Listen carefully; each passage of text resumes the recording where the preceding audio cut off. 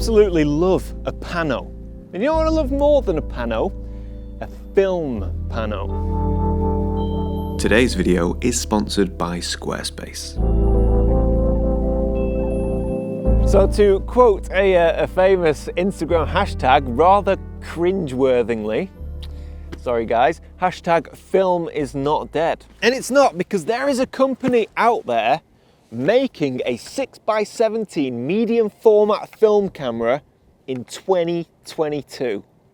But let's just forget about this camera for 1 second. So finding a panoramic film camera these days is tricky. Like for example, if you wanted to buy a Hasselblad X-Pan, which is a 35mm, I'm not kidding, I did my research, I had a look on eBay about an hour ago.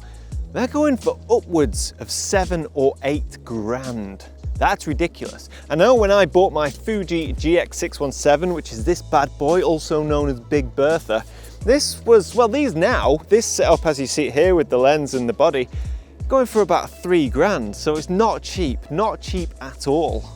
And another thing with this camera is it's absolutely massive. I didn't nickname it Big Bertha for no reason. This, as it is, weighs in at 2.5 kilos. That is mega, that is so incredibly heavy. So not only is it difficult to find one in good condition, it's expensive and it's heavy. That means this camera is not that accessible, but is it worth it? Well, I think so. I think it's worth it because shooting film is an absolute pleasure. It's an art and it's a craft. But the best thing of all is that it's fun. It just feels good. When you get a shot on film that you're happy with, there is no feeling like it. And quite immaturely, but I'm gonna be honest with you, when you're at a popular photography location, surrounded by photographers with the latest Nikon, Canons and Sonys, and you pull out a big old film camera, man, there is nothing like it. You just feel like the king. You feel superior and above everyone else. And I know that's childish, it really is, but it's true. It's true, what can I say? So panoramic medium format film photography is a bit nichey, I'll admit that, but it's also a beautiful way to shoot landscape photography.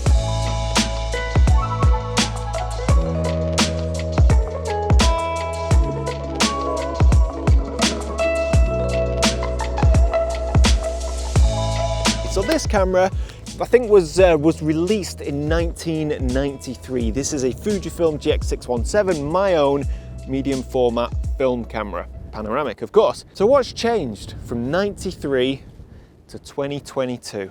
The biggest one being weight. This weighs about 970 grams, and that's with this 90mm lens on.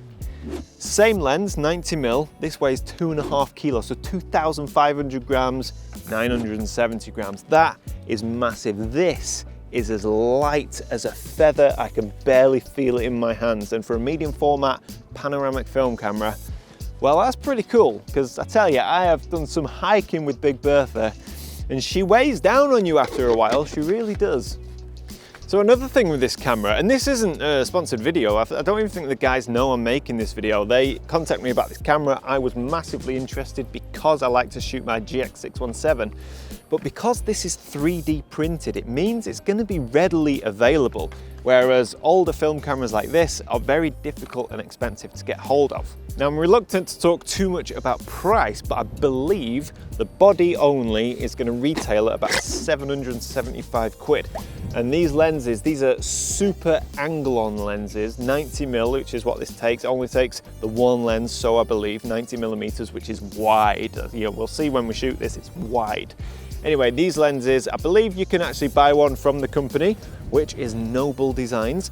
However, you can pick these up on eBay, good copies of this lens, for about 400 quid on eBay. So for this setup, you're probably looking all in all, again, I'm reluctant to say this, but probably just over a grand, 1,100. Don't get me wrong, isn't cheap, it's not a bargain, but for top quality film, medium format film photography, that's not bad.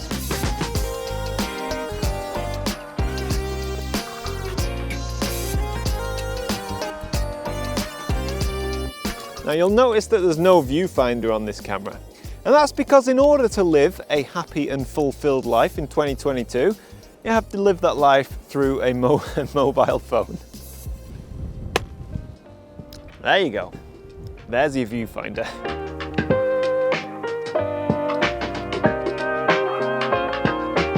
Now, I've never shot this camera in the field. This is my first time out, and I had an urge, shall we call it, to come and photograph these wind turbines. I've wanted to shoot them for ages, but I'm unsure about the mix of digital and analog. I don't know how I feel about it.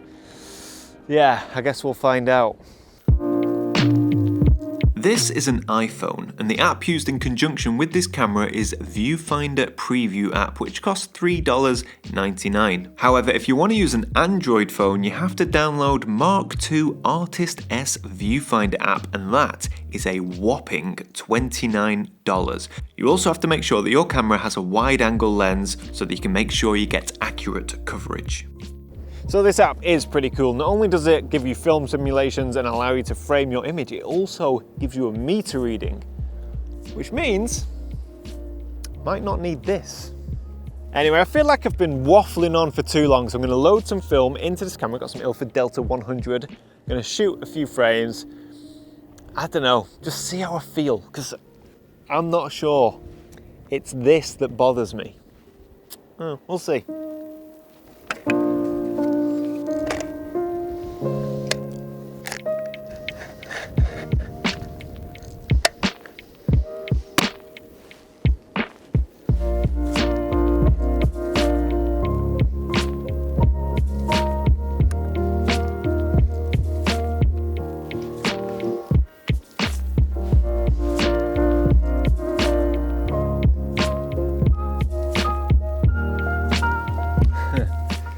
So the iPhone and the Sekonic are pretty much giving me an identical reading. So first shot with this this new age film camera, the mix of analog and digital. Well, here we go, f/22, focus to infinity, 𝘧𝘧𝘪𝘭𝘪𝘢𝘵. Cock the shutter. I've always wanted to shoot these wind turbines, and this to me seemed like the perfect excuse. Right.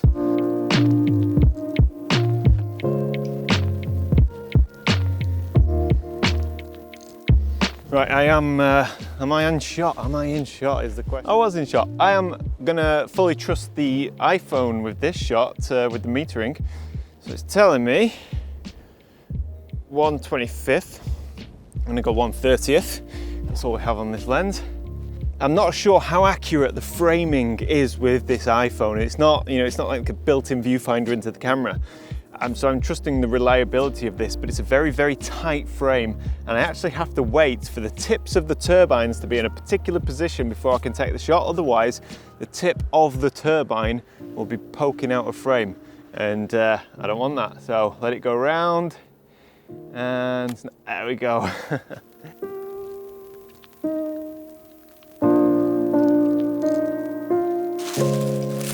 So, got the film back from the lab, and I have a lot of thoughts about this camera, a lot of contradictions, and I'll be honest with you, I'm completely torn. So I would appreciate your comments in the below, yeah, your comments in the below section, because I don't know, man, I don't know. Am I old, grumpy, and cynical, or do you all share my thoughts? So first and foremost, I wasn't sure how the images were going to come out. I've never shot this camera before. I've never used an iPhone app to meter and frame my images before, so I just wasn't sure. My first image, I used a light meter in conjunction with the app.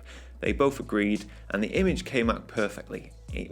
Exposure was spot on, focus spot on, and framing spot on. That was my biggest concern, was the framing all accurate and perfect. After shooting that image, I moved forward only using the app. And to my surprise, every exposure was spot on. So the app does a beautiful job of framing and exposing it. You can even add in film simulations, you get a meter reading, and you can even see a histogram, although bear in mind, none of that information takes into account the dynamic range of the film.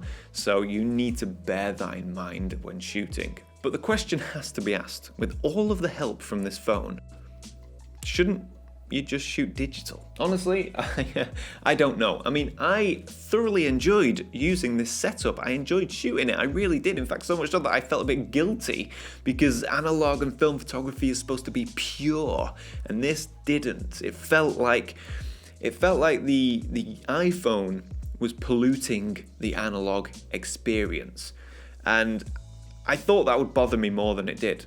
But I have to say, in the field, it didn't bother me. It really didn't. Who's to say where the line between analog and digital should be drawn? I don't know. I knew this end bit would turn into a bit of a nonsensical rant. Comments, please help me with your comments.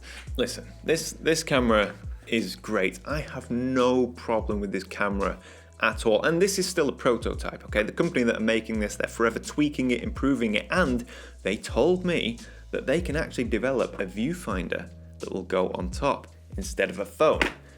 So for me, that would just complete the package. It really would. But I think the biggest challenge that this camera is going to face is vanity. Now, I mentioned earlier in the video about if you're shooting and there's lots of other photographers around all shooting their Nikons and Canons, which I shoot myself. But when you're in that situation and you whip out an old film camera like this, you feel superior. You do. You feel like the better man. And any photographer who says that isn't true is lying. They just are. There's something really special about working with a camera like this when everyone else is shooting digital. And I think that a lot of people who shoot film, myself included, a lot of the decisions around buying camera gear and all that, I think there's a lot of emotion involved in those decisions. I mean, going back to this Hasselblad, for example, this as an object is a thing of beauty. It's got history, it's got heritage, it's a conversation piece when out in the field. And I think there's a lot of that, a big part of that creeps into film photography. I mean, all you've got to do is look at the kids these days who are shooting film photography videos on YouTube. They always have an old, cool camera. And there's a lot of people who shoot film, they're cool. And the camera's cool. And it's about image and it's about a desirable object and having a story to tell, and as I mentioned, a conversation piece. And I reckon there's more of that goes on with film photography than people might realize. And obviously that's not all film photographers. I'm just generalizing here. That's just a portion of the market, I think. Just some thoughts. That's it. I told you I'd struggle with this. I really would. I really did. But I've enjoyed making it. I've enjoyed shooting it. I hope you've enjoyed it too.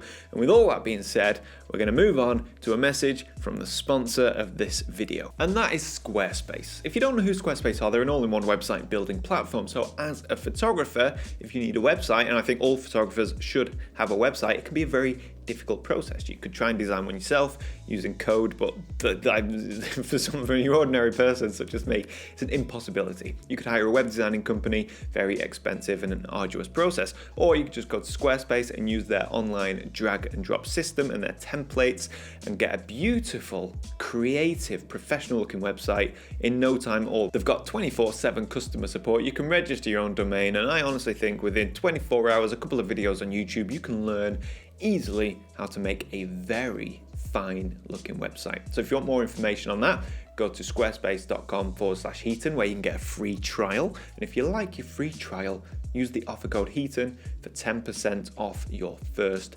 purchase. Thank you guys, and I'll reiterate this, let me know your thoughts on this camera in the comments below and your general thoughts on film cameras in 2022.